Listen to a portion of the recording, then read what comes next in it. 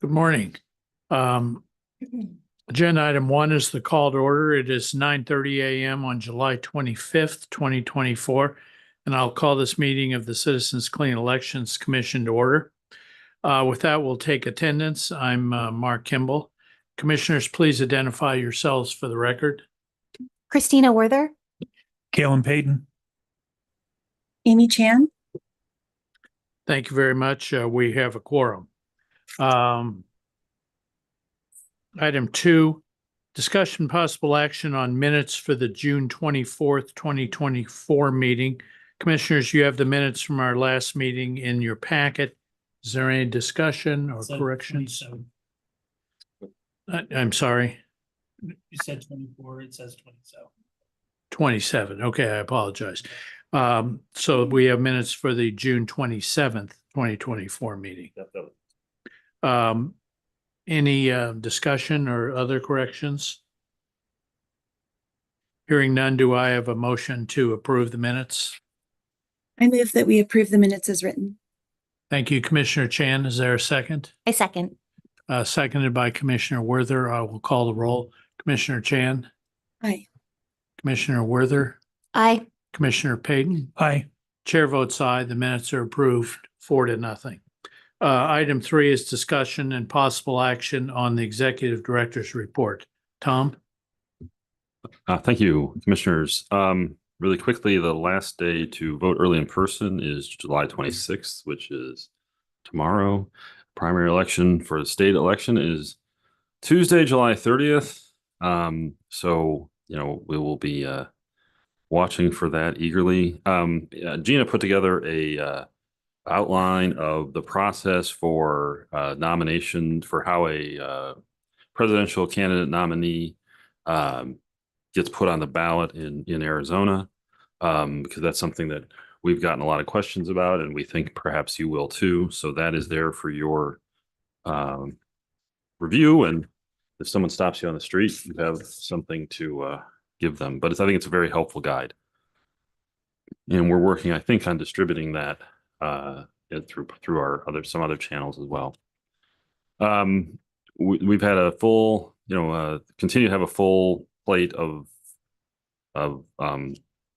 activities that we're participating in terms of voter education and outreach. I wanted to highlight particularly that Gina and her team, including Avery, have met with county recorders and election administrators on their voter education efforts. Most recently, they were met with the Coconino County Recorder's Office on helping them develop a responsive social media plan and work on some website content related to voters who may be eligible to vote in federal elections. In election world, they call that Fed-only voters, but not state elections. So I also wanted to mention that we have had a sort of iterative process with Secretary of State's office on getting the VRCA reporting forms to a place where they're a little bit more user-friendly. What that means is that we've now got really gone to more of a fillable PDF, which is what the city of Phoenix is doing for their similar law for the time being. And what we're going to do as staff is, as we get those in over the next week for this primary, we will take a look at what's working and what's not. We think there's probably a couple tweaks to the form to help with clarifying, things around disbursements. But we think that by and large, that the forms that we have developed, which I have to credit Commissioner Chan for helping us implement this and working with the Secretary of State's office IT department to get this implemented. We are hopeful that at least helps address some of the concerns we've heard from the regulated community about ease of use, and from the Secretary's end, allays some of the concerns that they have had to deal with as far as public availability and those kinds of things. So that's, I think, successful. The Legislative Council, which is the agency of the legislature that handles a number of administrative tasks, including drafting ballot measure descriptions that go in that publicity pamphlet we're all going to get. They met recently and adopted those analyses. The link is there in the materials if you want to read them, and we have a list from Ledge Council of the measures that are currently set to be on the ballot. Now, obviously, a lot of these things are going to get litigated. In fact, there are already lawsuits about the descriptive language of the pamphlet. There is a lawsuit that was filed yesterday about the legal sufficiency of one of the initiatives that was filed. There are a couple of these that you may want to be aware of in general. One has to do with Prop 133, and it doesn't have a number on here yet, but will eventually or may already Make Elections Fair Act. Those both relate to how elections are actually put together. I mean, from a top-down perspective or bottom-up, I guess, depending on how you look at it. But the one the legislature put on would essentially ban something called ranked choice voting. The Make Elections Fair Act would essentially strip down the Arizona primary election process. It would make changes to the presidential preference election, and it would also make changes to the general election process. And it would give the legislature and the governor, and if not them, the Secretary of State, the ability to implement different kinds of potential election strategies, so to speak, provided that they did not use a party. So, something to be aware of, and then something to be aware of if this were to pass from an administrative perspective, how that will, if at all, affect what we do.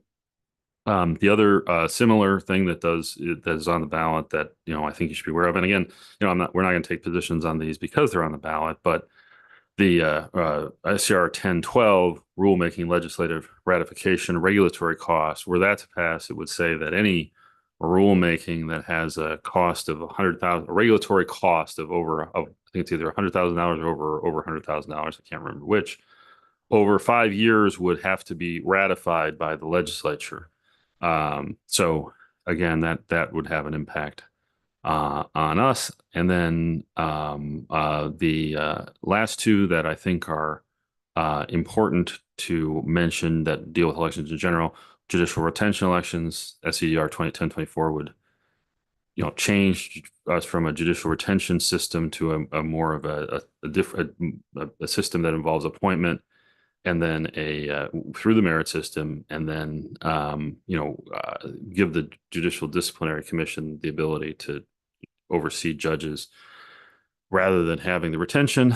And then the ballot measure challenges, I believe that that is the one that says that you'd have to, in order to do an initiative, you have to go out to the various counties and get a certain percentage from every county. So, lots of stuff related to elections and administrative law on the ballot. So if you have questions about those that I can answer, I'm happy to try to do that. But, just generally, as you all know, because things that affect us are on the ballot all the time, we don't, as a commission, have positions that we take on these things. I have a question. Sure. Commissioner Payton? How's the How's the See the Money website working? See the Money is a work in progress, I would say. Still? Well, I think that let me put it this way. I think that we have had some fits and starts here in the launch of the election reporting cycle in earnest. The Verker reports seem to get affected by that. Our trigger reports have been affected by that a little bit, but I can say that notwithstanding the fact that there have been issues, at this point, the Secretary's office has been more responsive to our identifying these issues when they come to us from the regulated community than many secretaries' offices have been in the past. And so I think that there is a recognition, and I can't really speak for the Secretary's office, but from where I'm sitting, I think there's more of a recognition that some of the issues that have come up with that in the past, there may be more, and I think they're more likely to get to a place where they recognize this is sort of a sunk cost, and it may not be worth trying to fix everything. But that said, for this election cycle, we are where we are, and so what I can tell you is that I have been receiving regular reports from the Secretary's office about their efforts to maintain at least the system in a manner that allows people to file and address the concerns of the regulated community when they are not able to file. And that's a level of responsiveness that we have not experienced in prior administrations. Mr. Chairman and Tom, may I Commissioner Chan? just make a brief comment? Just as you all know, and for full disclosure for anybody watching, I work at the Secretary's office, and so I'm familiar with the issues that Tom's referenced. And Commissioner Payton, your question about See the Money is a good one. I think my personal opinion is that, going back to, I think 2017, when I first joined the commission, there were commitments made to the commission on the part of that administration about how See the Money would look when the work was complete. And I don't know what happened, but it never came to fruition, because what we were shown at the meetings was something that was truly wonderful, data visualization of contributors and expenditures and things like that. And unfortunately, that's not what See the Money is. And See the Money is the public facing side that, public can go and see what committees have reported spending. Beacon is what we call the user side of it, that the committees use to enter their contributions and expenditures. And then that's what is put into their reports that are then published on See the Money. So I just wanted to, I guess, not by way of excuse, but just say that this is definitely something that I think could be improved on. And I don't think that the Secretary would disagree with that. And just from using See the Money as a user in the course of my daily job, I do think it's not what we were promised in the past, but it's been so many years, and I just think, there are decisions probably to be made about how to proceed, because improvements could certainly be made. So, Do they not know how to fix it? Or, well, I don't understand. Yeah. So, Mr. Chairman, Commissioner Payton, Tom mentioned sunk costs, and I think that's the point we're at. Is this has been lingering so long that I imagine that there have to be some tough conversations internally with the Secretary and staff about resources, priorities, and deciding whether to continue to put money into the current system or maybe make a wholesale change. And I don't know what's going to happen with that. And we're certainly not going to be able to address it until after the election at this point, which is, of course, always a problem every 2 years. So there's a finite period of time that we have to kind of try to make these decisions and implement the changes. But it's certainly something that's very much on my mind in both of my capacities. Thank you. Thank you, Commissioner Chan and Commissioner Payton. Any other comments? I do have another question on the legislator, or not just the legislators, but all the people that are receiving clean elections money. Is that higher, lower than in the past? I think that based on the numbers I'm looking at here, and Mike can correct me if I'm wrong, I think we're at about par for the year over year or cycle over cycle. I mean, the thing is, everybody knows, and it's certainly no secret that, post 2010 there was a reduction, and then post 2018 there was another tail off as, you know, the legislature in both situations made changes. In one case, they went to the voters to make a change that was, you know, basically designed to limit participation. So I think that, you know, so I think we're at par. I think the biggest difference that Mike is experiencing and dealing with folks is the slow starts. In prior election cycles, we had folks would get their, so the qualifying period starts in August, right? So you basically got all, if you really run it out, you've got almost an entire year to get your qualifying signatures together, the qualifying contributions together, rather. Folks have been not doing that as much. They've been waiting until the last minute. They've been not filing paperwork. They can file everything at once if they want to, essentially. And what they've been doing is kind of procrastinating and doing that. And that creates then a kind of a back end issue where, you know, if you file stuff on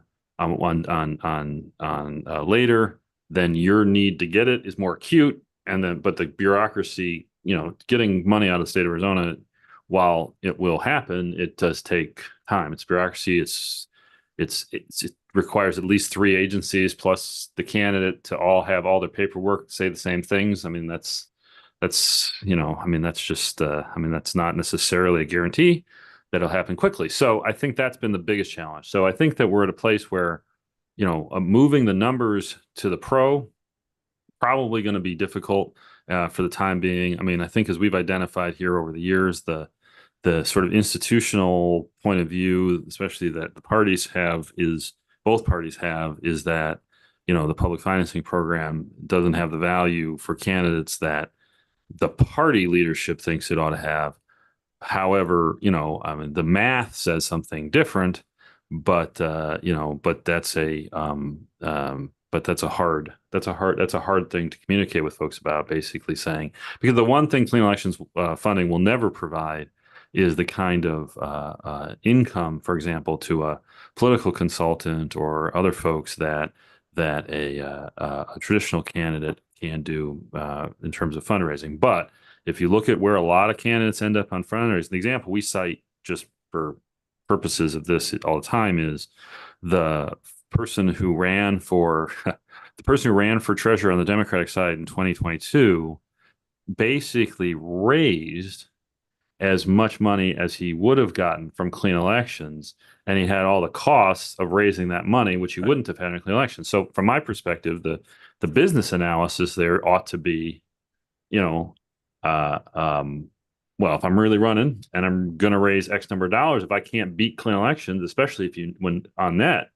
I ought to run clean. That seems to me a pretty persuasive case, but there is it certainly goes against the vibes of the sort of the folks who they're going to hear more from. So I have a question then. Is there a way that we can streamline so that it doesn't have to go to 3 agencies?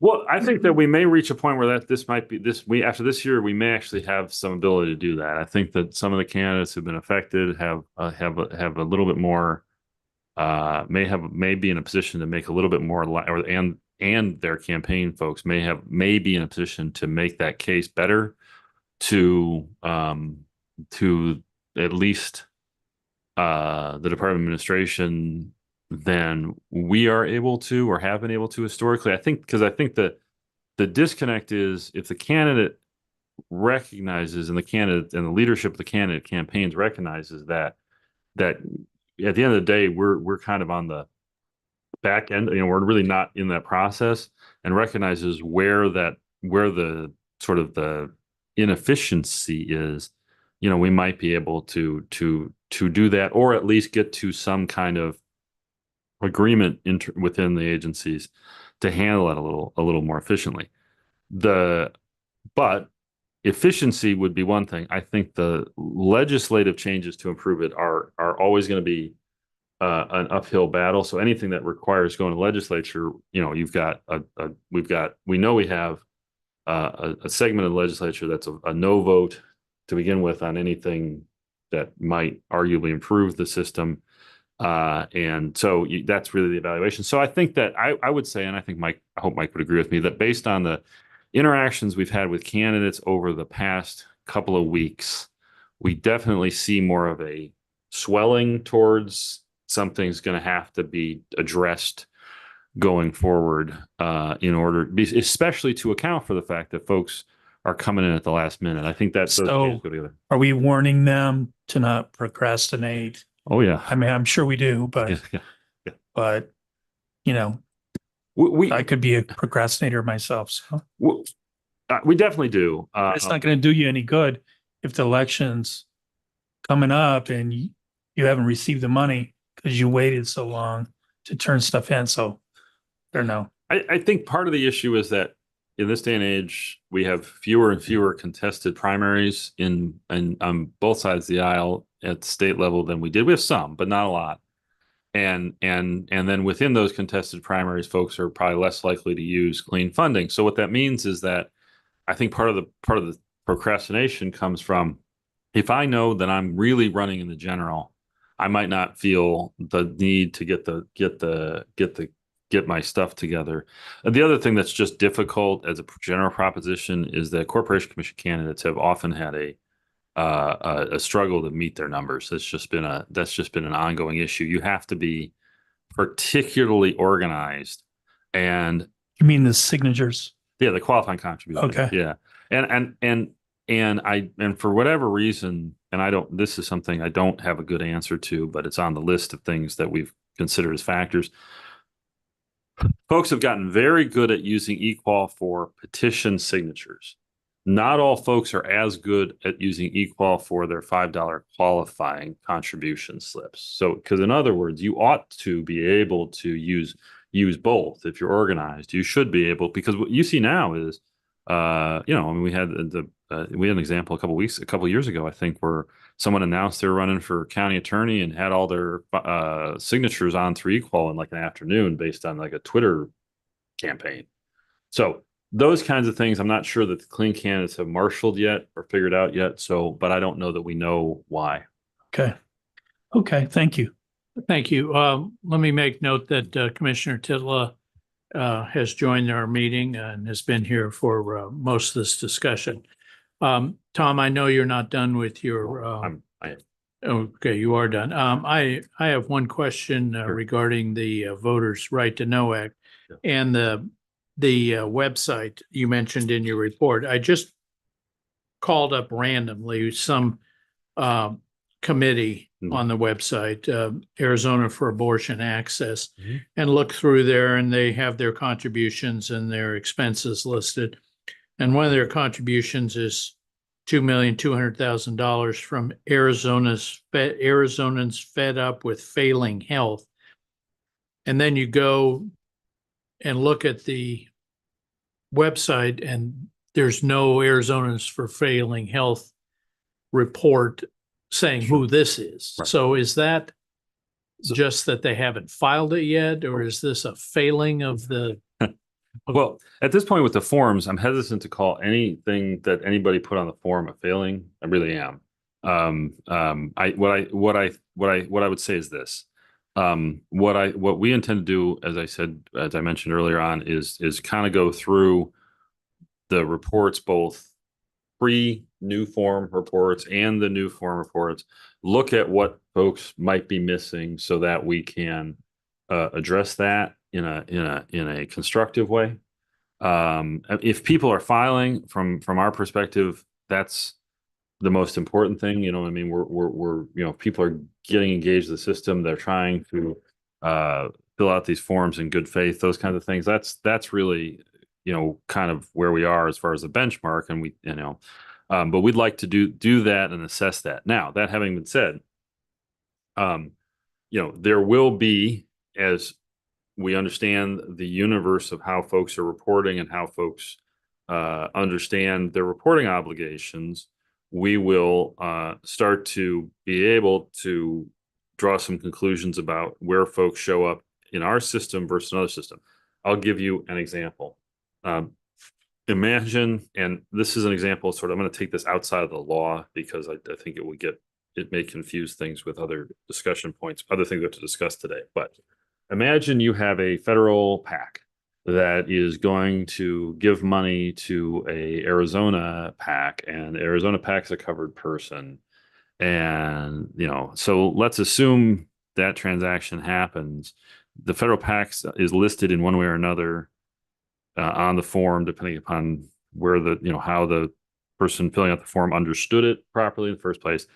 That federal PAC's not going to be in Arizona, not going to be in the Arizona See the Money system, because they're filing with the FEC, right? So those are the kinds of things where, getting at the sort of unspooling some of this stuff is going to take a little bit of time to understand the universe of where money is coming from. So the goal of the act, and we hope ultimately the reports will be to get to understand that you have the donors who are the original source donors, and then you have a space for intermediaries, and understanding that an intermediary is essentially sort of the pass through, right? And as we'll then again trying to not get us too far ahead of ourselves, because I'm talking in this different context, but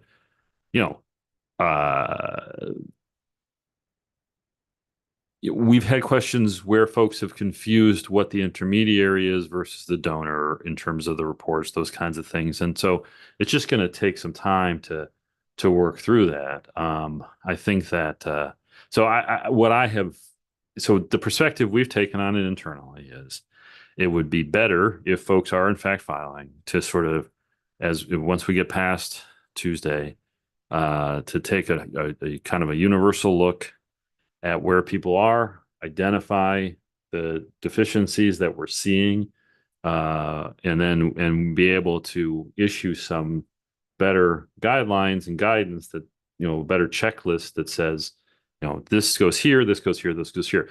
The form that form that you're looking at may not be the form that the most updated form. One of the things, the improvements we made, and I was able to work with Commissioner Chan directly on this, and it was very, very helpful, was to get the instructions written into the form that they're now getting. In other words, the form that a VRCA filer now gets, basically literally says, it has the boxes that you fill in, and then it has in the instructions, this means this. And, so we're trying to get, so in that sense, it has been iterative in the sense that the instructions are clearer, the form is clearer. We probably have another round of form revisions, which should be simpler because they don't require some kind of hard coding exercise, or anything like that. And then again, trying to get something out to the regulated community that says, okay, this scenario is this, or this is what we're seeing, so that folks can start to get familiar with that. I will say that that's different, that itself, what I've just described, will be different from what the regulated community is used to in terms of the kind of feedback it's getting on reports, period. So most people who file PAC reports in Arizona, those reports are warehoused at the Secretary of State's website. They're generally not going to get looked at. They're generally not going to get reviewed. They're generally not going to have deficiencies identified. That's just been the approach for I guess would say as long as I can remember on those things. So the fact that we do intend to sort of try to do an overall look at these and try to start identifying deficiencies is something that, again, we want to be constructive about it and not sort of finger pointing about it, because we think we have an obligation as a customer service matter to take that approach. And that's really what if you recall, we've been saying in these meetings for the past 18 months is that, but part of the problem with with this kind of thing is you don't really know what you don't know until you put something out and see what comes back. Okay. Okay, thank you. So Tom, you're done with your report. Yes. Are there any other discussions or questions from commissioners about Tom's report? Thank you. Item 4, discussion possible action on debate preparation and scheduling for the 2024 general election. Gina and our partners have been working to prepare for the general election debate program.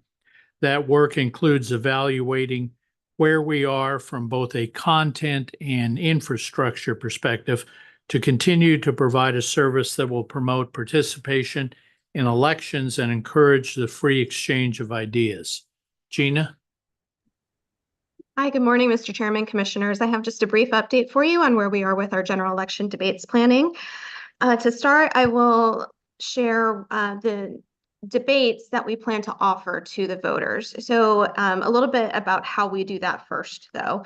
When we offer our debates, we basically have two pathways on how we produce them. One is we go through our partnership with the Arizona Media Association, and we do debates in the studio where the candidates come down, they debate in person, and we make that available to our media partners across the state. The other path that we have for producing our debates is through a virtual platform. So it's entirely through Zoom.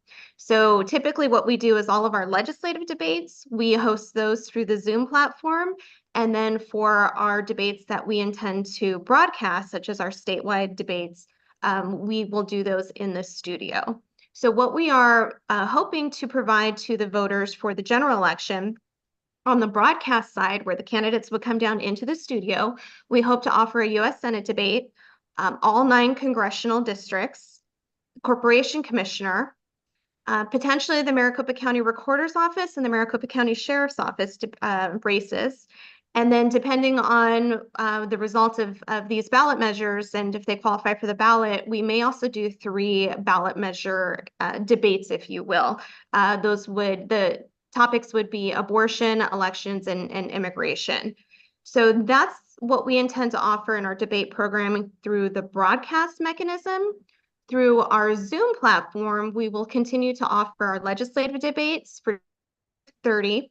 We may potentially have debates also through the Zoom platform for the Pima County Sheriff's Office and for the Maricopa County Board of Supervisors District 3 race, possibly the Coconino County Recorder race, and possibly if there are runoff elections for the mayoral elections in Mesa and Scottsdale, and then potentially for the Central Arizona Water Conservation District seats that are open in Maricopa County. So how we came about to determining these was looking at, okay, which races do we know will be competitive? We'll have an actual election in the general, and the interest in how we can best reach voters through these 2 different platforms. So that's the schedule lineup that we are looking forward to in the general election. If there's no questions on that, Mr. Chairman, I can move forward to some of the efforts we are taking in regards to the security of our debates, but I'll pause there in case there's any questions on the races that we intend to offer and the pathway of how we produce those through either broadcast or via Zoom. I just wanted to clarify one thing. So regardless of whether it's broadcast or Zoom, voters can go to the Clean Elections website and see all of these debates and watch whichever ones they wish. Mr. Chairman, that is correct. We will always have everything available on the Clean Elections website, including how to tune in, but we will always have a link available there for voters. And then if there are additional opportunities such as TV stations or other links such as AZ Central, we will give them all of the information on how they can access the debates. Okay, thank you. Any other questions so far from commissioners? Okay, Gina. Okay, thank you, Mr. Chairman, Commissioners. Additionally, we are also pausing to take a look at our security measures to ensure that we are using all of the resources available to us to ensure security for our debates that we physically have those candidates come down in person for. So again, this would be through those broadcast debates. As we look to the general election, we know that we will have high-profile individuals there, perhaps some sitting members of Congress who will be attending these debates in person. And while we already have security measures in place that we utilized in our primary election, just given the state that we are in right now at this point in time, we wanted to make sure that we are reviewing our existing security practices, shoring them up where we can, looking at training for staff and for any staff that would be on site at the studio. That includes active shooter training, situational awareness training. Tom and I had the ability to meet with the security experts over at the Secretary of State's office, and just discuss some of the measures that our elections officials partners put in practice. And we were able to make some great contacts with law enforcement. I've reached out to the Maricopa County Sheriff's Office as well too. So ideally what we would do is put our staff through any training that is available. And we would also have emergency evacuation plans available for our staff at the studio, making sure that our candidates and any guests, members of the media know how to evacuate the building, and that we have very tight controls over access and credentialing and security measures in place at the debates. So we are currently reviewing those practices. Again, this is just to make sure that we are utilizing any resources that are available to us, and we are implementing best practices just so we can ensure that our debates are as safe and secure as we can possibly make them. So those are the efforts that we are undertaking right now as we prepare for our general election debates schedule. Thank you, Gina. Are there any questions or comments from members of the commission? Commissioner Payton?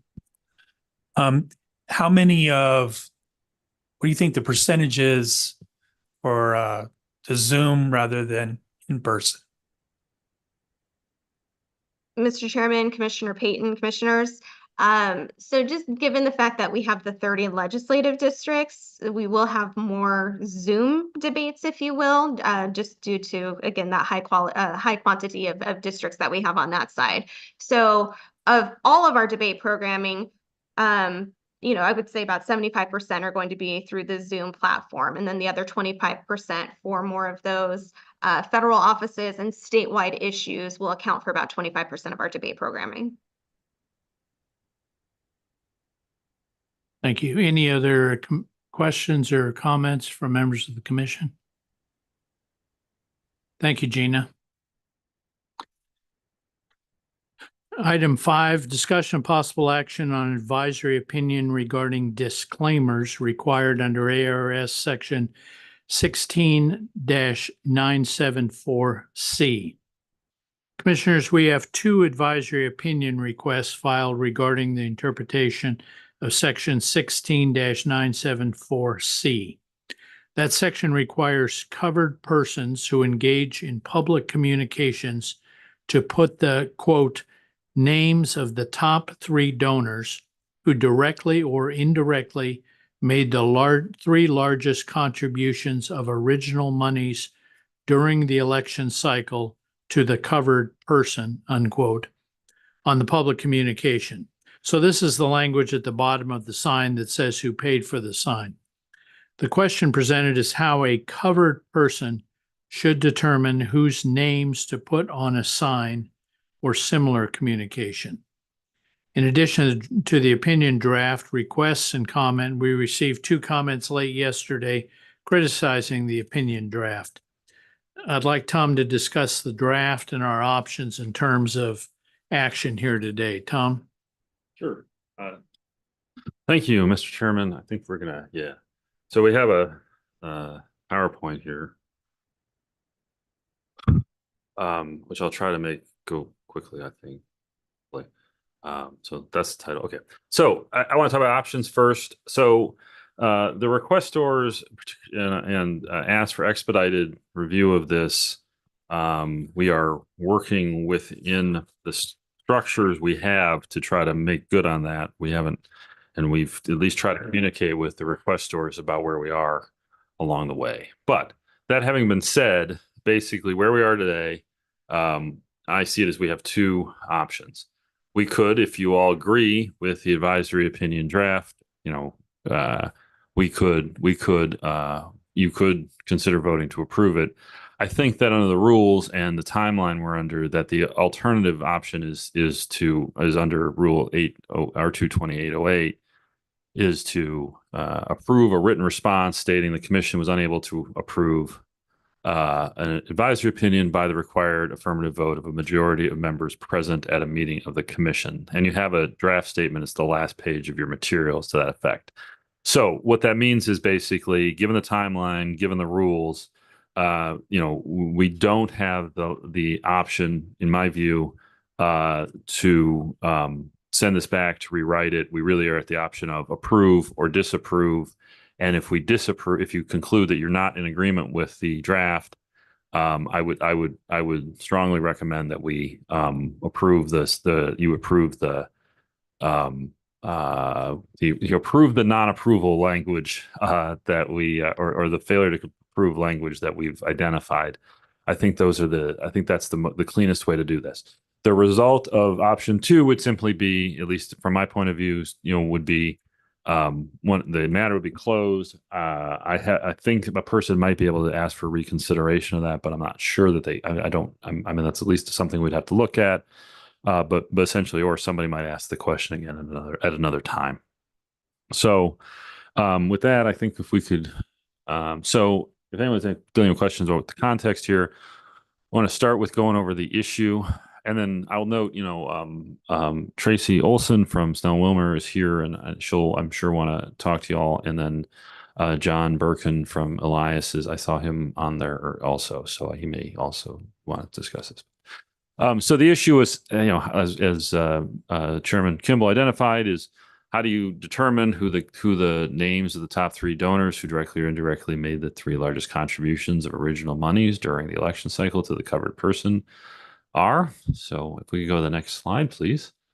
So I want to start, for this purpose of this presentation, you have the draft in front of you, and but I wanted to start really from the premise of why this disclaimer exists, which is and what's the purpose and intent clauses of the VRCA that were approved by voters. The act establishes that the people of Arizona have the right to know the original source of all major contributions used to pay in whole or part for campaign media spending. And by adopting this act, the people of Arizona affirm their desire to stop dark money, the practice of laundering political contributions, often through multiple intermediaries, to hide the original source. So I think that, from my perspective, that I think is important to keep in mind. We go to the next one, please. Thank you. So we can break the text down into its component parts here. Public communications by covered persons shall state, at a minimum, the names of the top 3 donors who directly or indirectly made the 3 largest contributions of original monies during the election cycle to the covered person. And then we'll go to the next slide, please. So if you saw that language, we can get into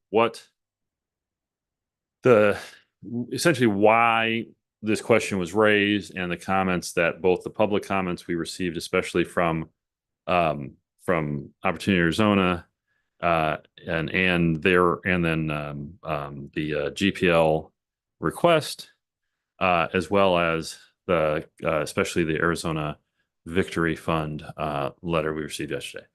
So one way to look at this is, are we interpreting the phrase top 3 donors who directly and indirectly made the 3 largest contributions of original monies, or as the Victory Fund letter puts it, does the issue simply turn on the word or? So that's really, I think, the best way I can boil down, for purposes of this discussion, the crux of the issue. We can go to the next one.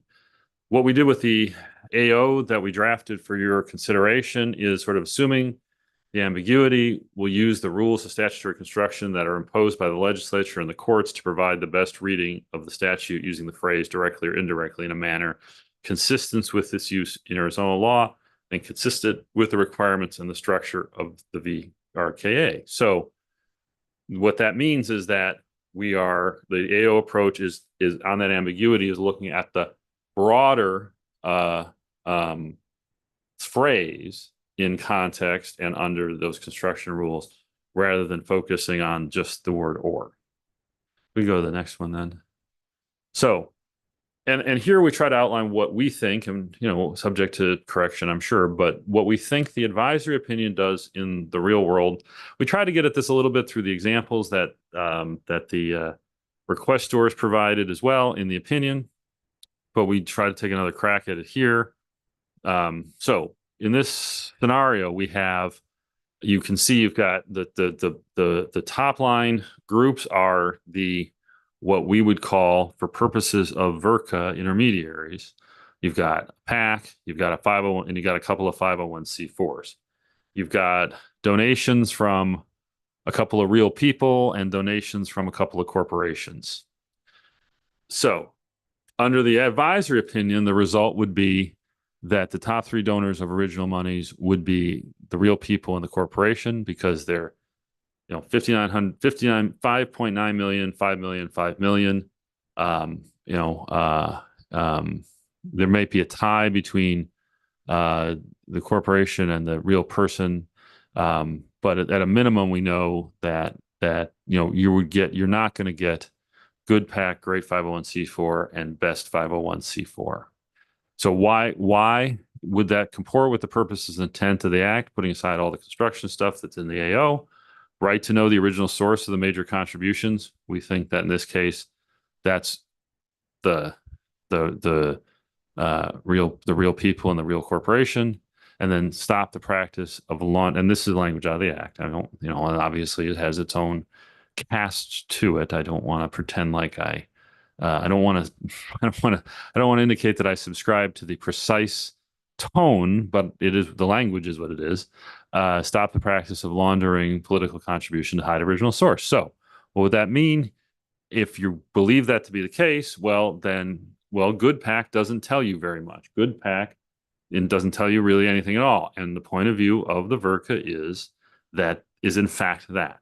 The VRCA says that Good PAC and Great 501c4 and Arizonans for Good Stuff and all those kinds of names are not meaningful toward voters exercising their rights to be informed about who's actually vying for their vote. We go to the next one. So we think that the alternative here is under this fact pattern, which is very simplified, understand, but would be, okay, so if you take or, right, as the sine qua non of this, Good PAC, Great 501c4, and Best are quote unquote direct contributions. So in that or, if you interpret that or to be a choice between indirect or direct, you have three direct contributors. They would say that they are contributing original monies because they've collected donations from folks who had original monies, presumably, and therefore the top three donors would be Good PAC, Great 501c4, and Best 501c4. Now, when you look at the purpose and intent clause, just to keep this at a very high level, you find out that you don't get original sources identified and you do get intermediaries identified. So, putting aside the statutory construction analysis in the brief or in the memo for one moment, and just thinking about this as what were the voters expecting this to do? They based on the purpose and intent clause, they were expecting original sources and not to result in essentially the kind of intermediary identification that that you would get under the alternative construction. Now, it also so happens that we in the AO propose that the alternative construction is not consistent with the structure of the act as well, which clearly identifies that folks in their campaign finance reports are supposed to be identifying the original source and the intermediary separately. So if we can go to the next one, and I don't mean to keep going, I'm just going to keep going unless someone has a question, please. So the objections. This is an attempt in a very shorthand way to get at particularly the letters we got yesterday. This was also noted, I should note, in Opportunity Arizona's and GPL's letters as well. Some cases of no donor of original monies greater than $5,000, you end up with no donor to disclose. So, and the response to that is that is a result of the focus of the act being on preventing the use of intermediaries to obscure major contributions. So if you don't have major contributions to report, then to put on a disclaimer, then that is consistent with, in our view, the language of the act, but also the purpose of the act. The alternative, as we talked about a bit, reveals intermediaries, not donors of original monies or major contributions.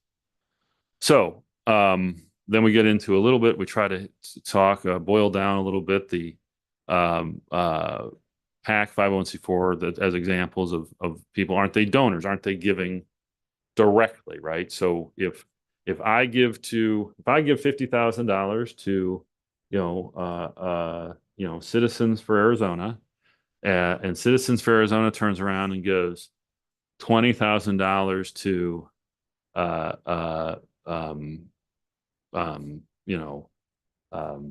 the initiative campaign, right? Then isn't the initiative isn't the Citizens for Arizona also a donor?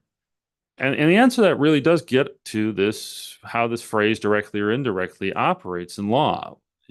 I think that in view of how that phrase is used in Arizona law, the legislature's direction that we should apply statutes in a manner where words that have taken on a particular meaning and context in Arizona law should be applied in this consistent manner, that's referring to donors, because original donors, the original money possessor, is the only person who can give directly or indirectly. A PAC that only solicits contributions and has no business income, it is only ever going to give directly. So the phrase directly or indirectly, if we look at the memo, the examples are there, is designed to focus on a person not being able to use an intermediary to avoid a thing. So that's why, for example, in the statutes that we cited related to conflict of interest and payment for illegal payments under the Arizona Code, you can't get a gift directly from your patron, nor can your patron give the money to his friend to get the money to you, right? That was the example that we highlighted in the memo. So that's where the phrase directly or indirectly appears most often.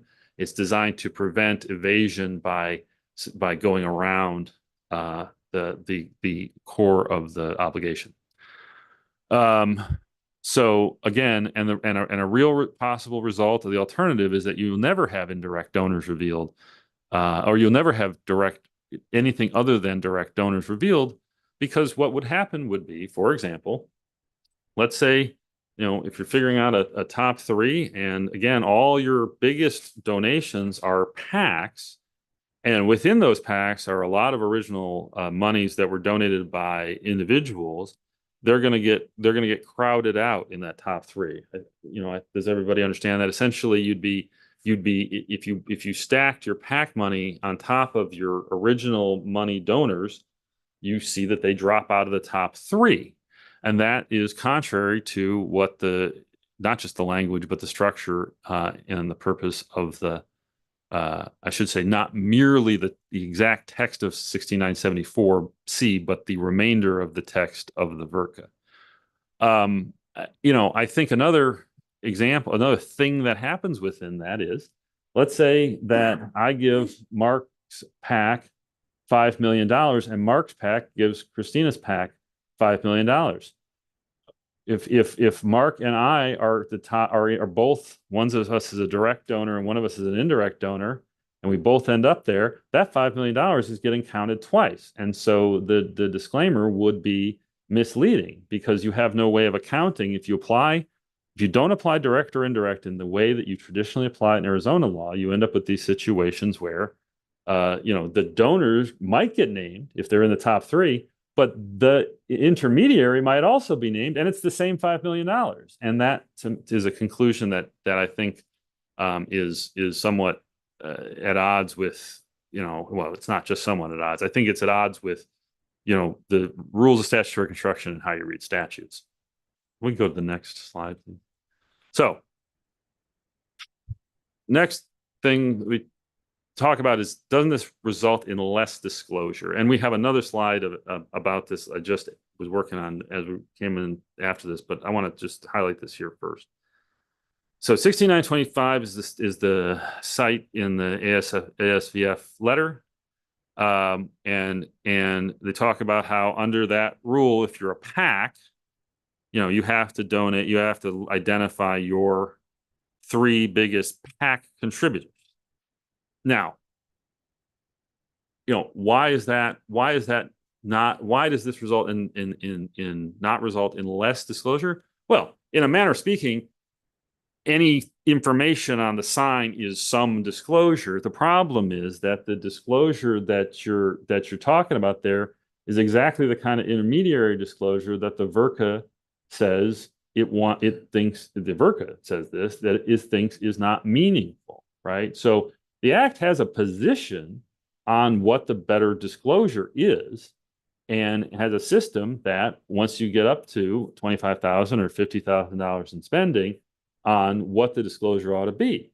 And so the fact that some less meaningful disclosure under 16925 might fall out from that, again, is not a result of of any kind of analytical problem. It's simply a policy choice the voters made. And then the voters also decided that, and there's other sections of the VRCA that talk about this, that essentially grassroots PACs and stuff that don't have serious money and have individual donors, those folks are not getting disclosed because the purpose is to narrowly focus on major donors. Another point I want to hit real quick: donors do not have an obligation to provide opt-out opportunity to their donors before a covered person may use those dollars for campaign media spending. That's true, and we've said that in a different AO, but we don't see that as a staff perspective. We don't see that as a conflict because there's no reason why a PAC can't tell its donors, that its sub-donors, that their names may be disclosed. And in fact, in many cases, those names are already going to be disclosed on campaign finance reports. So there is a concern expressed in later, and we'll talk a little bit more about this, about some issues around that, but that's sort of where that sits for now. I think if we go to the next one, yeah. So this is a little hard to read, and I was trying to drill down a little more on the 16925 issue if people are interested. And so I put the language there. 501c4s under 16925 don't do anything other than disclose their own name. May not be big enough yet. Other than disclose their own name, and that the thing was paid for by it was not paid for by a candidate, right? So the law prior to VRCA was a 501c4 didn't disclose anything on a sign at all, other than its own name. PACs were treated differently, but again, in this very kind of strange way where you only got to know the PAC donors to the PAC, which is strange because PACs don't take just money from other PACs. PACs take money from 501c4s, PACs take money from individuals, PACs take money from all kinds of different sources, but for some reason, the legislature in putting together 16925 said, we're only going to identify PAC donors. So why is that? Why does that matter here? Well, when we talk about whether or not we're talking about more or less disclosure, we have to understand what disclosure we're talking about in the first place.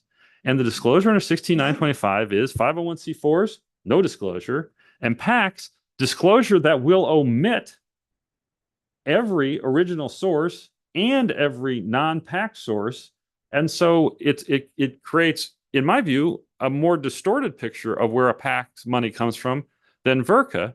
VRCA may result in fewer names, fewer identifications on a sign, but those, the policy position of the VRCA, as expressed in its language, is that the names that are disclosed ought to have some meaning to the voter and ought to give the disclaimer some meaningful information. So if we go to the next one. So I tried to outline here, again, I didn't realize the font was so small. 501c, this is basically what I said before. 501c4 is under 16925, no additional disclosures. Under VRCA, they'd have to disclose donors' original monies over 5,000. PACs, top three PACs, VRCA would have to disclose donors' original monies under over 5,000. So the conclusion is that the alternative reading at best just replicates 16925 without any additional disclosure, and only will end up disclosing intermediaries. The purpose of the VRCA, as stated in the purpose and intent clause, is to have more meaningful disclosure. Okay, so I just want to get through these last two real quick. You can't approve the advisory opinion close to election. This one, I simply would say that if that's the case, then we need to get rid of the emergency advisory opinion rule altogether, because we could never approve an advisory opinion within 20 days of an election. I don't think that's true. I also don't think there's any risk of voter confusion I think the only risk I can think of, which is not a risk under an advisory opinion at all, is somebody who made expenditures based on the assumption they had about the ambiguity here, and printed a bunch of signs, and they're worried about somebody coming back at them on those signs. But that's a totally different process, and there's nothing about this safe harbor request that has anything to do with anybody else's risk. This is only creating a safe harbor. It's not identifying an enforcement procedure, and it's got at best an attenuated, I would say non-existent relationship to voter confusion. Those are the kinds of things that courts look at when they say you can't do something close to an election.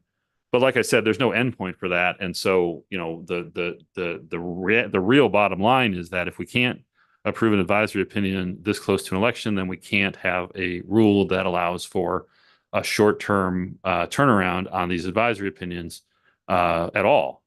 And in fact, we have to have a deadline in the rules that doesn't currently exist that says after some date, no advisory opinions will be issued. That's not the policy currently. I don't think that we need to overrule our rules here, but this particular suggestion would require the commission to essentially reject its own rules.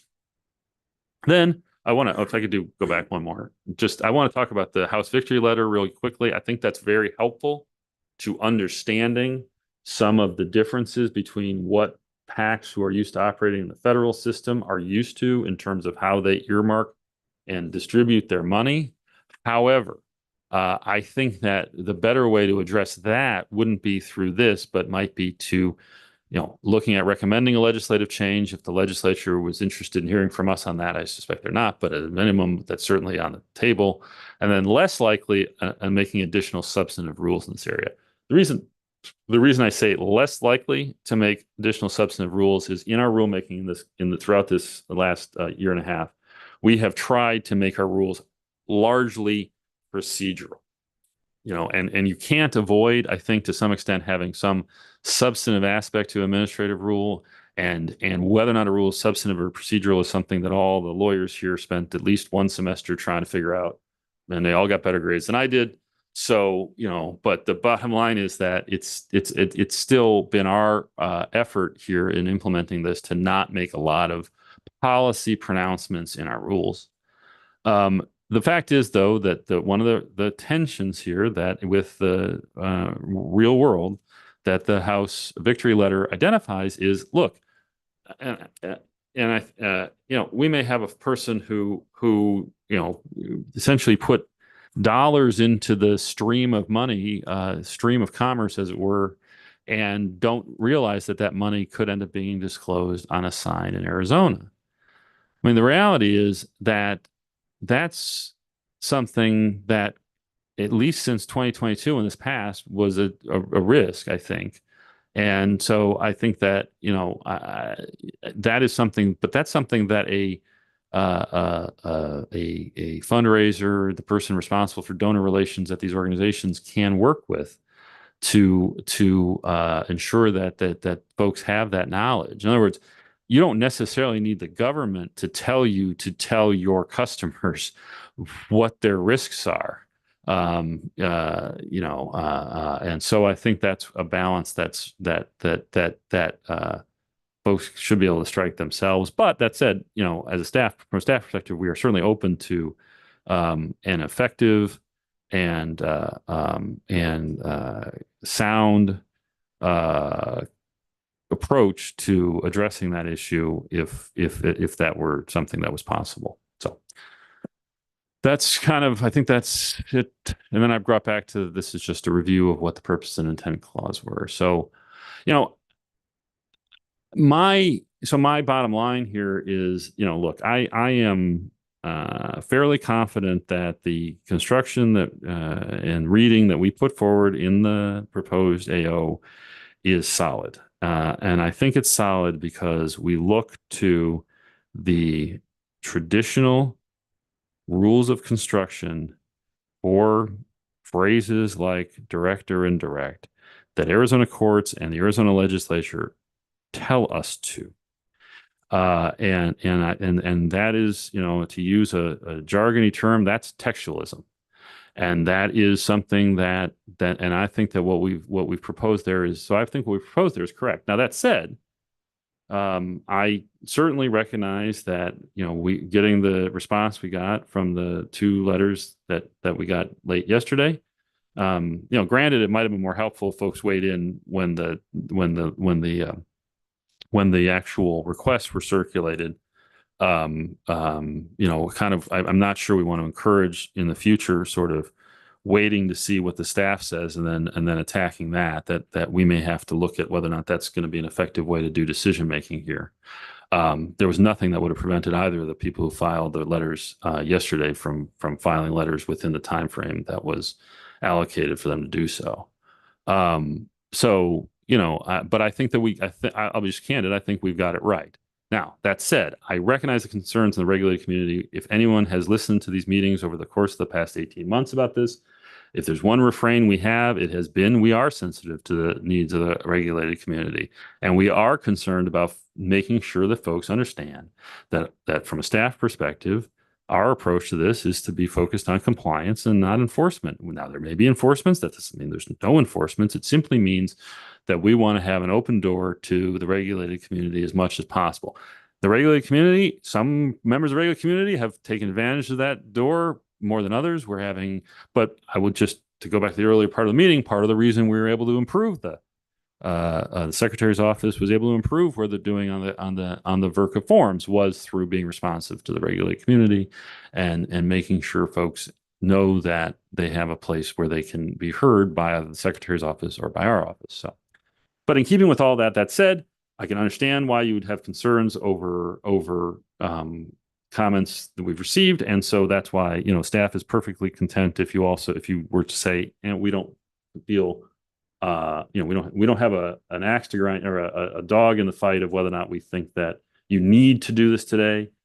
We do not. We simply think, but we do think that we've done an effective job of assessing this law in view of all of the rules that go into addressing this kind of issue. So that's sort of my presentation. I'm happy to take questions, and obviously I know there are other folks who want to speak. Thank you. I know we have a couple of people who want to speak. Are there any members of the commission who at this point want to ask Tom any questions? Hearing none. Ms. Olson, did you wish to speak?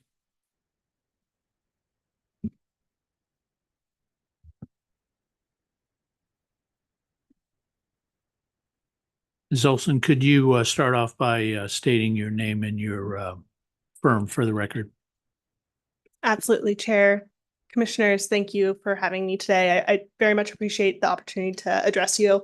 My name is Tracy Olson. I'm an attorney at Snell and Wilmer, and I'm here today on behalf of Arizona Senate Victory Fund.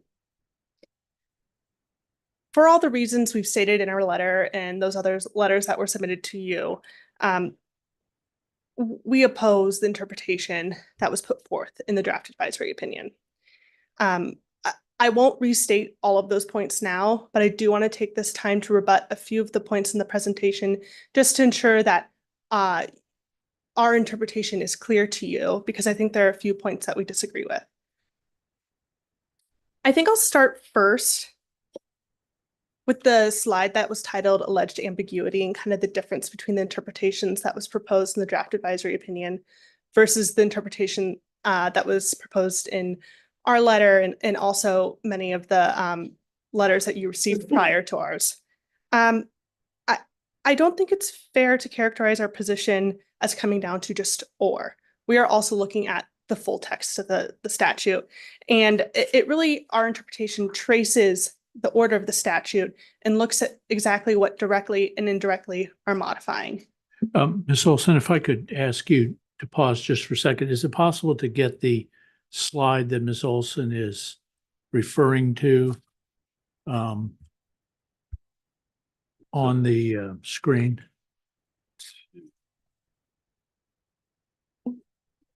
Six? It's the one titled Alleged Ambiguity. It'd be 6.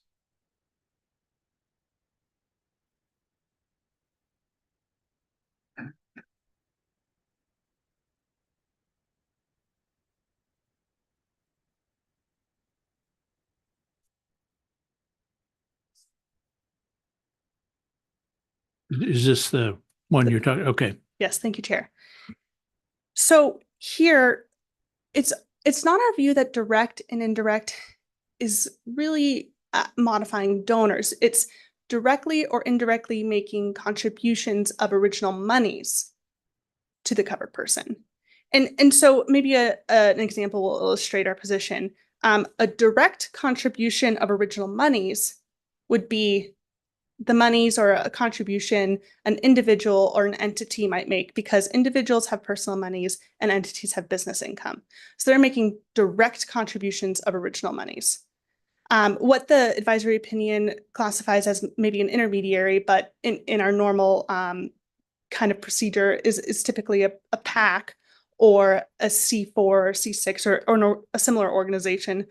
Those are the organizations that are making indirect contributions of original monies. And if you see that, that's how the statute is phrased. It's directly making contributions of original monies, individual and entities, or indirectly making contributions of original money, meaning I'm making an indirect contribution of original money as a PAC. So that's our interpretation, and we think that's that closer cues to the text of the statute here, especially because I think the advisory opinion interpretation really focuses on the idea of an original source, and the idea of a source, or that term, it's not defined in the act, and it's also not in the statute. So from this textual interpretation, we would then work backwards on some of the objections that were addressed by the director. The first, and perhaps most important, is the timing of this advisory opinion. We appreciate that the rules put a 20-day timeline on you, but approving an advisory opinion like this one that carries so much discourse and disagreement, it really shouldn't be approved this close to election, because prior to Tuesday, all or most, if not all, covered persons had interpreted the top 3 donor to include, perhaps the way the director put it, direct or indirect donors, meaning both intermediaries as termed in the advisory opinion, and it included those original source donors. So everybody, to our knowledge, has been operating on this understanding, and monies have been spent, signs have been printed. We didn't feel a need to weigh in before then, because that was the status quo. So we also think it's not accurate to say that the advisory opinion is just a safe harbor. While yes, it does provide a safe harbor opportunity, if it allows you to follow it to avoid enforcement action, the natural result of that is that it means not following the advisory opinion could result in an enforcement action. And so it's kind of the commission's statement on what the law means, and changing kind of people's understanding about what the law means in the middle of an election cycle, 5 days before a primary election, I think is a really dangerous precedent to start. Next. Mr. Chairman and Ms. Olson, I'm sorry to interrupt, but I have a question. Okay, Commissioner Chan. And it's going back to this very, bland, dry idea of the slide that was actually up. Can you go back to that? And maybe you really haven't left it, but I'm trying to understand the distinction between what the draft advisory opinion says and what you're trying to convey to us. Can you help me with that? And I'm looking at your letter, and it may be that I do need more time. I don't know what the rest of the commissioners think, but I just want to make sure I understand the distinction between what you're seeing in the advisory opinion and this emphasis on or versus, original monies. And original monies, I think you already referenced, is a defined term that means business income or an individual's personal monies. So if you can help me with that, and it may mean retreading what you've already gone over, and I apologize for that. Chair, Commissioner Chan, absolutely. I'm happy to kind of discuss the differences between the two. So I think in the statements that were made here today, or perhaps a prior understanding of our position, was that direct or indirect means, did I directly donate to the covered person, or did I indirectly donate to the covered person by virtue of my original monies being passed through? However, the way that the text of the statute is phrased here, it's directly making contributions of original monies to the covered person. And so the way we view this is a direct contribution of original monies to a covered persons, i.e. a donor who directly makes the 3 largest contributions of original monies to a covered person, means that the holder of the original monies has made that contribution to the covered person directly. So there's a direct link between the original monies and the covered person, one stop. Then indirect contributions of original monies under the statute would mean that the original monies have made more than one stop. The original monies have indirectly made their way to the covered person. Now, the holder of the original monies isn't the donor to the covered person. The donor of the original monies, in that sense, is the what the advisory opinion classifies intermediaries, but the PAC. So an example might help here. You have donor A, individual A contributes to PAC B, and PAC B contributes to PAC C, and PAC C is the covered person. PAC B is not a covered person. And part of PAC B's contribution to Part C contains the original monies received from person A. The original monies that were contributed to PAC C were contributed indirectly. And so that's kind of the difference between our interpretation here and the idea that it means direct or indirect donors. I think it comes to the same result, but I think that the reading that I'm trying to articulate here is more closely matched with the text of the statute. Hey, thank you. I do think I'm missing something. I'm just going to keep listening because when you're explaining, I think I'm missing something because when I hear what you're saying, I feel like that is what the draft advisory opinion is saying. And that's where I'm missing something. I know I must be missing something. Chair, Commissioner Chan, and maybe I could clarify that point. I think the difference between the two is that the advisory opinion is saying only original sources can be one of the 3 largest contributions. What we're saying is the top 3 donors isn't exclusive to original sources. So you can be a top 3 donor if you've directly made a contribution of original monies. Or you can be a top 3 donor if you've indirectly made a contribution. And that doesn't mean that the person who holds the original monies has indirectly contributed. It means the person who originated those original monies is the indirect donor. It means that the person who takes control of those original monies, the PAC, if you will, they are indirectly contributing those original monies. And I think that the advisory opinion by GPL puts this really well in the sense that it says original monies don't lose their identity as they're passed from person to person.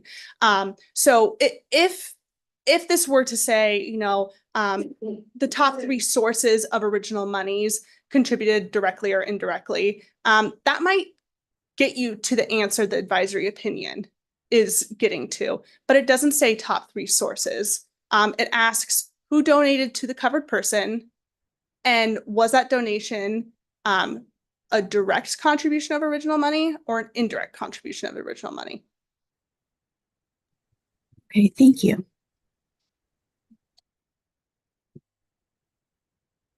Thank you, Commissioner Chan.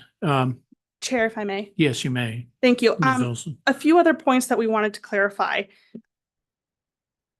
We think it's incorrect to say that nothing is stopping a covered person from notifying these subdonors.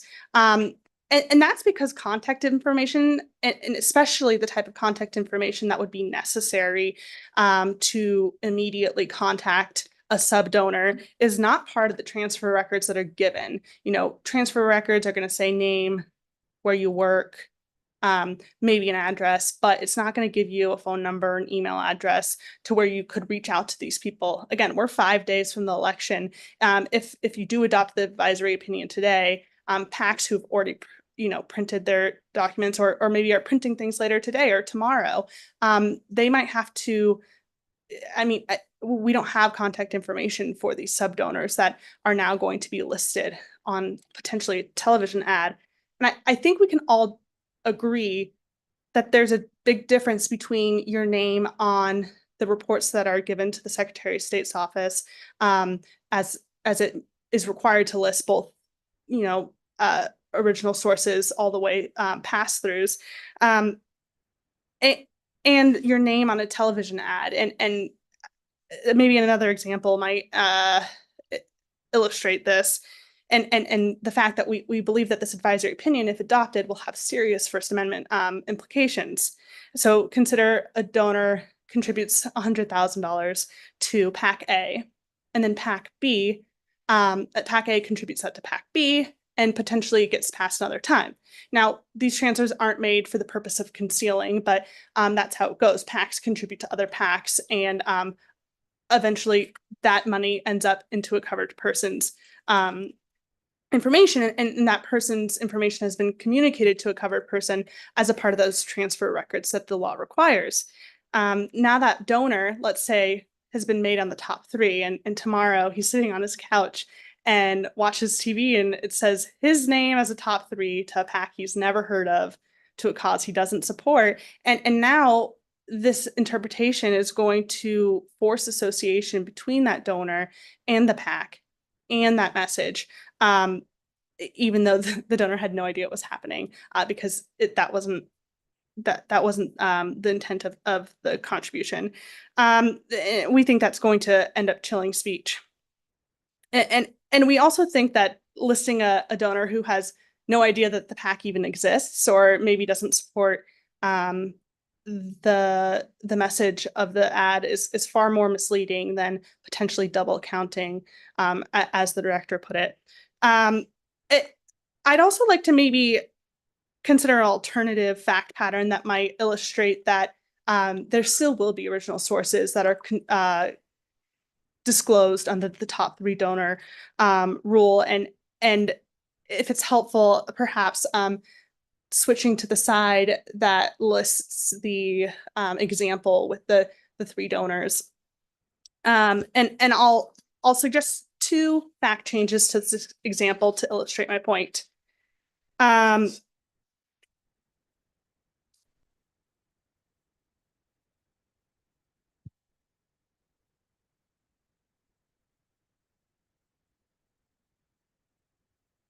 I have a question. Commissioner Payton. So the original donor gives money to a PAC, and they're taking that money from PAC 1 and transferring it to PAC 2 or 3, and it's not what the donor believes in necessarily. I don't understand that. Why are they not explaining to the donor what's, that it may go to somewhere you don't want? That, to me, that's, I don't understand that. Chair, Commissioner, thank you for your question. Sure. I think perhaps the chair's question at the beginning of today's session might illustrate that. For example, he asked about a PAC that had listed a 2.2 million contribution from another PAC. But I believe that PAC was actually formed for a different election cycle. So they raised some money. Let's say they have some leftover money, and now they're looking to distribute it. But let's say two ballot initiatives might not draw the same exact sphere of people. So let's say I feel very passionately about ballot initiative A, and ballot initiative A rises and falls, or whatever outcome in the 2024 election.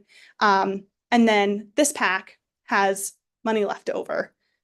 Fast forward to the 2026 election, this PAC is looking for something to contribute its money to. This ballot initiative is as close as you can get maybe to this PAC, but could be polarizing, and not have exactly the same sphere. So let's say you're a big donor to PAC A, but you have objections to what PAC B is doing, but you had previously contributed to PAC A, well, if they give all their leftover money and the traceable monies in that batch of monies happens to trace back to you, now you are donor number one on ads for PAC B on this potentially polarizing issue. And so that's how monies can be transferred without maybe a donor's knowledge or intent. And the House Victory Fund also kind of gives an example of this. What if they're an out-of-state donor? They've never even heard of Prop 211. They don't know what's going on here, and they contributed to potentially a federal PAC, and that PAC gives, you know, money to the state PAC. And what happens then? Thank you. You can continue. Thank you, Chair. So actually, if you advance a couple slides, this is the examples The where it lists different contribution amounts. one I think that, yeah, maybe 10. I think it's 10 actually. I'm sorry, I gave it the wrong. I think I miscounted. Yeah. Here, this is Yeah, perfect. Yeah, back one. back one. Okay, so I'd propose changing two facts of this to illustrate a different approach. So instead of Dave Corporation, imagine that says Charlie Corporation. So Charlie Corporation has contributed both to Great and to Best. Then consider Archie, real person, gives another 5 million contribution directly to the covered person. Under those circumstances, here would be your top three donors under our interpretation. It would be Archie, real person, with an aggregate contribution of $10 million, both because Archie contributed directly to the covered person and because Good PAC contributed indirectly to the covered person. Then Good PAC, as an indirect contributor or a contributor of indirect original monies, would be the second one with another $10,000. And then finally, Charlie Corporation would be the third entity listed with a total aggregate contribution of $10.9 million. So under those circumstances, our interpretation would still yield individual or corporate donors if they are in the top three donor, but it would give meaning to every word in the statutory provision. And so unless there are any other questions, I just would urge the commission, this is far too important of an issue to rush into. We'd urge the commission to consider the emergent timing. We're 5 days before an election, the unintended First Amendment consequences, and that we really should be paying attention to the plain language without superimposing potentially the intent that's of the act, and the intent of the entire act still being met. All of the contributions are still being put on the reports being sent to the Secretary of State. So those purposes are still being met when you look at the totality of the act's provisions. And with that, we would ask you to decline issuing the advisory opinion today. Thank you, Ms. Olson. Any further questions from members of the commission? Commissioner Werther. Thank you, Ms. Olson. So actually just looking at this slide here, and I appreciate your other option of, as you explained it, but looking at this one here, I mean, do you agree that then that's what would actually be listed, or essentially just the PACs and the 501c4s, and we'd never get to, I guess, sort of the real people that's listed on this slide? Yes, Chair Commissioner, thank you for your question. I do agree that this would accurately reflect perhaps the overall framing of the top three rule under our interpretation. But what I would take issue with on this side is that it says no original sources identified. The top three rule doesn't require you to identify original sources. So I just emphasize that. VRTK as an act requires you to identify original sources, and every single one of those original sources will be in the reports submitted to the Secretary of State's office. Okay. And then my other question is, I guess how, is your interpretation then different than 16925, which is essentially, let's just take the top. How does it, how is this act then distinguished from it? Chair Commissioner, thank you for your question. It's different in a couple different ways. the act specifies that nobody would be disclosed on any of the disclosure obligations if the donor hasn't contributed more than $5,000. And so in this sense, let's say Good Packs contributed 5,001, Great is 5,001, and Best is 5,001, or even if they were all 19,9999, you know, under the current disclosure obligations of 16,925, no one would be a top donor because none of them would go above that threshold. And here it's anybody above 5,000. So, and again, this particular circumstance, yes, you're not going to get an individual or an entity in your top three, but I don't think that this should be taken as the general rule. Every political action committee or C4, C6, it's going to be different in a naturalized approach, and that could change from day to day, and so those are being updated. Okay, and then I just had one last question. So I know like you've asked, I guess, that we obviously not adopt the advisory opinion today. Is that just because of, I mean, I know you have a different interpretation. We, you know, could look back at this again, but is it just because of the timing right now? So if like later we had another meeting, another discussion about it, I mean, is it just about the timing, or is it just, no, we just completely disagree with this interpretation and don't want you to adopt it? Chair, Commissioner, thank you.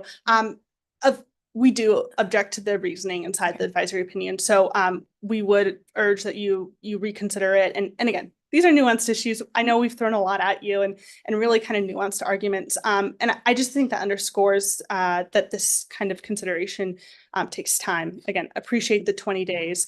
However, I think if you are inclined to adopt the interpretation that is in the advisory opinion, I'd urge you to wait to adopt that until after the elections are over, just given the fact that things are, if you're familiar at all with how political committees go, things are changing on an hourly basis. You know, today is 3 days too late, and it'd just be very difficult for the vast regulatory community to react to it. All right, thank you. Thank you, Ms. Olson. Thank you. Tom, before I ask you to respond, should we hear from, Yeah, The other John, I don't gentleman. know if John has anything he wants to add. is there someone else who would like to address this issue on Zoom? John, are you still there? I'm here. Do you guys hear me? Yeah, yes, we can. Excellent. Thank you so much. Yeah. And that was the really just interesting back and forth and great presentation. I think Excuse me, could you identify yourself? Oh, I'm so sorry. My name is Jonathan Burkhan, and I'm here for Forward Majority Action, who is one of the two, or the requester of one of the two advisory opinion requests that led to the draft today. Okay, thank you. Proceed, John. Excellent. Thank you. I think our preeminent objective is to get clarity on what the rule is. So that's obviously the reason we sought the opinion. And so we are urging the commission to issue an opinion. I think if the commission wanted to essentially stay the effectiveness of that opinion until July 31st, so that everyone has an opportunity to get ready for the general election and not do anything 5 days before the election, I don't think we would have an objection to that. But I think we need clarity, right? I think this discussion illustrates that we need clarity, because the worst possible outcome is different members of the regulated community, who are oftentimes competing against one another in elections, operating under a different set of rules. That, I think, is what will lead to a loss of confidence in the regulatory scheme, and will lead to the most kind of uncertainty around how the regulated community needs to act. So I think the option of essentially kind of not issuing an opinion is the worst possible outcome here, because it essentially leaves the regulated community with no direction on how it can comport itself to avoid an enforcement action, because this is not one of those where any member of the regulated community can simply comply by doing something quote unquote like less aggressive, right? There are certain things I think, we ask if something is permissible, and if the commission says, sorry, we can't come to an opinion, there's some things where like, okay, we won't do it, and therefore we avoid any enforcement action. Here, we actually just need a methodology to get to the top three. We are required to put a top three in the disclaimer. And depending on what the commission says today, or if it stays the opinion until 7/31, that's the answer, right? Like we are going to, if we adopt the methodology that's laid out in the current draft that Mr. Collins laid out, that's one way. If we use the methodology that was laid out in the House or Senate Victory Fund, that's a different way, and both parties can't be correct, right? Like there's a correct answer based on how the commission answers this question. And we're going to find ourselves in a situation in which different people are doing different things.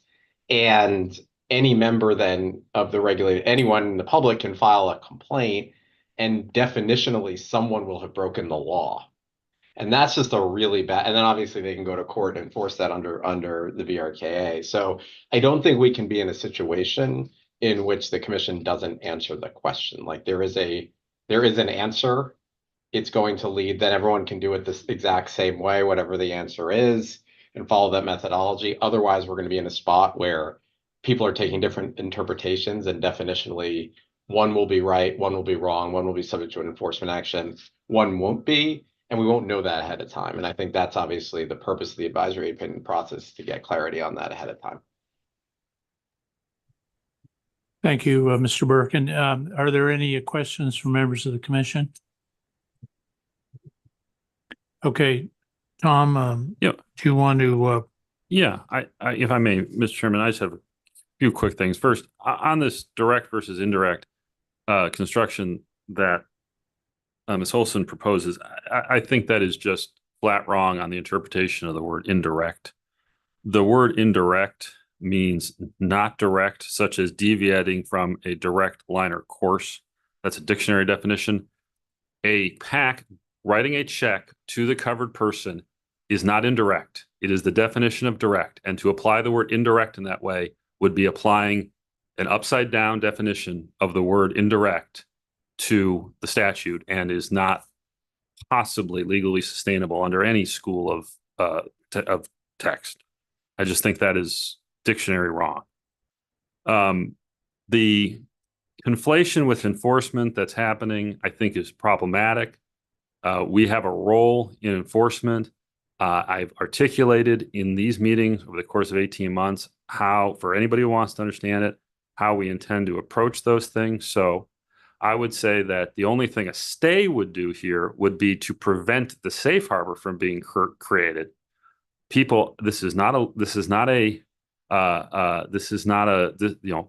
someone filed an enforcement action, that is a different analysis in terms of all the steps that go through it.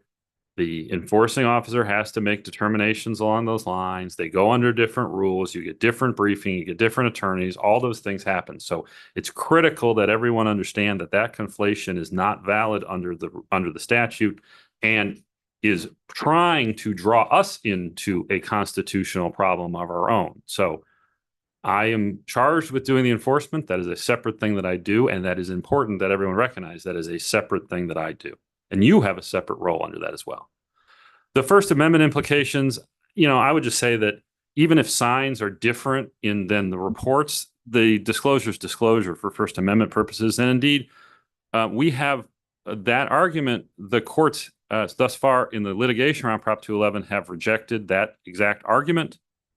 Finally, two other quick things. Nowhere does the argument that's being made here address the structure of the act, other than to talk about this understood definition, use of the word indirect, to change the word indirect to mean direct. There's no discussion really of the structure of the act, what the act's getting of. And every single argument that we heard from Ms. Olson, unfortunately, turned on why an original source should be concealed. They're entitled to be concealed because they don't know. They're entitled to be concealed because they don't keep track of their own business affairs. They're entitled to be concealed because the fundraiser can't find their phone number. those are not, those are policy arguments that have nothing to do with the VRCA and all are directly contrary to both the language of the text and obviously the purpose and intent. So I feel more confident of our analysis in the AO having had the chance to digest a little more of the Victory Fund's arguments. I think they create language issues that we will not be able to get out from under once we start saying that a person an entity that writes a check to a covered person is making an indirect contribution. When I write a check at Fry's, which I may have done recently, you know, I'm older than you all. Well, not all of you, some of you. You know, when I write a check at Fry's, I am directly paying Fry's. No, and even if that money came from, my parents or something like that. I mean, whatever it is, you know what I mean? The word indirect cannot possibly mean that if I write a check to someone, that's indirect. That's just not possible. So, all that having been said, commissioners, my encouragement at this point would be that you approve the AO, because I do think we've got it right. I think that if we go the alternative way, we are running right into lawsuits that we've already won. And some of these arguments are simply better made at the legislature or in those lawsuits, perhaps. But this is consistent with our position across all of the litigation that we're involved in, and does the best to actually implement the statute, and does the best job of the alternatives in front of you of actually dealing with the terms in their ordinary meeting. Tom, can I ask you to respond to the suggestion that if we approve this advisory opinion, we make it effective the day after the primary election? Mr. Chairman, I have a problem with that in this sense. All that would do would be preventing the safe harbor. That is conflating the enforcement process with this process. This process says, if you do this, you won't have an enforcement issue. Why would we withhold someone not having an enforcement issue? That seems like an odd way to do a stay. The different question, which is the question that would be in front of me in my enforcement capacity, would be, why should you do an enforcement against somebody who, under these circumstances, their signs identify the wrong people prior to, that's a different question. And that's a question, again, I would point to the record we've made over the past 18 months about how we're going to approach compliance versus enforcement issues, right? So, so I would say that staying this would have I take, Mr. Wirtgen's point, and I think it's made in good faith. I just think that I want to avoid as much as possible conflating the safe harbor issue with my decisions on what I think enforcement should be pursued on, and then your separate role on determining how to deal with those in a set of circumstances where that's set up. And I think those are separate things. So while and I think, and again, the reason I'm pointing at all my prior statements about our approach to enforcement is because anyone who looks at that should be reassured that our approach to enforcement in this context, especially in this election cycle, has been stated publicly from the executive director's office now repeatedly for the last 18 months. And so I would suggest that no one should be concerned that any person in the enforcement side of the house is interested in unnecessarily indulging in unnecessary enforcements, and rather than working with people on compliance. In fact, I just spent the beginning of this meeting talking about how we want to work with compliance on the forms. I think that those things should be taken at face value because I have earned that, quite honestly, from the regulated community. And if you don't have it at face value, then people need to tell me why. But the bottom line is that the other thing we run into is we need to keep that process separate, because to do otherwise is attempting to lead us into a universe in which we will have litigation around what is enforcement and what is advisory opinion and what did you say then, what did you do now? And I think all of those are extremely complicated administrative law questions that I would prefer not to get into. So I'm really kind of opposed to I recognize what Mr. Wirtgen's saying, and I appreciate it, but I think that a stay is unnecessary here and will cause more problems than just letting the enforcement process play out however it would, recognizing everything that I put on the record in these meetings for the past 18 months. Okay, thank you. Have we heard from every member of the public who wishes to speak on this issue? Is there anyone else in the Zoom universe? Thank you. Okay, any other comments, questions from commissioners? Mr. Chairman? Yeah, Chair.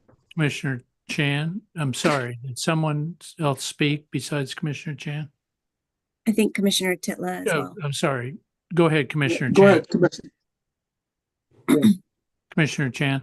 Oh, thank you, Mr. Chairman, and Commissioner Titla. I just wanted to state, to you all commissioners that I do agree with the reasoning in the draft advisory opinion. And I, as I was listening to Ms. Olson, I think I understand where she's coming from. But I don't agree, I think, with that legal reasoning. And so I just wanted to put that out there. It is a lot to take in, especially overnight, but I think the conversation has been good and helped shed some light on the questions we've all had. And so I'm ready to vote when you all are. Okay, thank you, Commissioner Chan. Commissioner Titla. Yes, Chairman, I'd like to make a motion to approve the advisory opinion as put forth by the executive director. Okay, you broke up a little bit. I just want to make sure I understand. You're making a motion to approve the advisory opinion as submitted by the director. Is that correct? Yes, sir. Thank you, Commissioner Titla. Is there a second to Commissioner Titla's motion? I'll second. Thank you. Motion is seconded by Commissioner Werther. Any discussion among commissioners? Okay. The motion is to approve the executive director's advisory opinion as submitted. I'll call the roll. Commissioner Chan, Aye. Commissioner Titla, Aye. Commissioner Payton, Aye. Commissioner Werther. Aye. Chair votes aye. The advisory opinion is approved 5-0. Thank you very much to everyone who came and commented on this. We appreciate your time.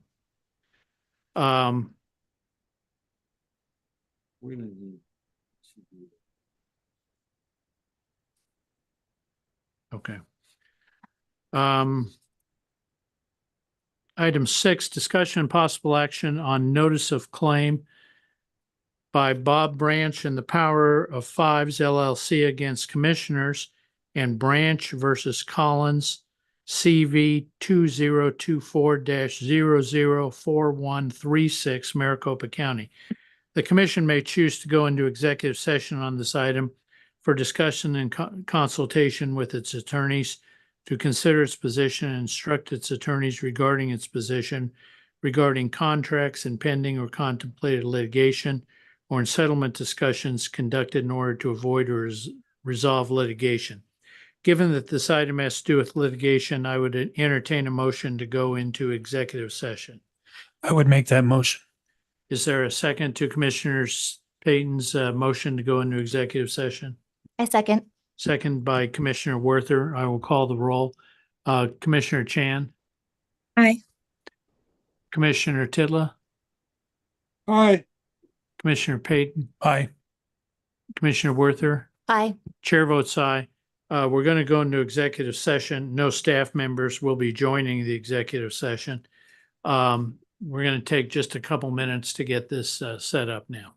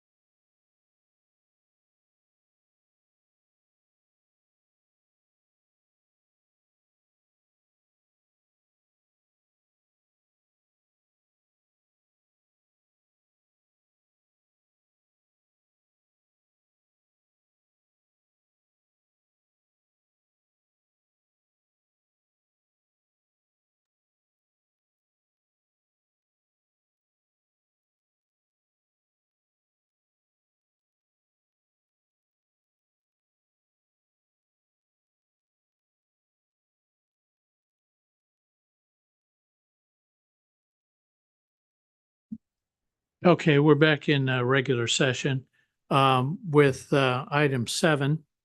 This is the time for consideration of comments and suggestions from the public. Action taken as a result of public comment will be limited to directing staff to study the matter or rescheduling the matter for further consideration and decision at a later date or responding to criticism. Please limit your comment to no more than 2 minutes. Does anyone on Zoom wish to make a comment? Seeing no one. The public may also send comments to the commission by email at ccec@azcleanelections.gov. Item 8, adjournment. At this time, I would entertain a motion to adjourn. I'll make a motion to adjourn. Commissioner Payton has made a motion to adjourn. Is there a second? I second. Second by Commissioner Werther. I will call the roll. Commissioner Chan, Aye. Commissioner Tidla, Aye. Commissioner Payton,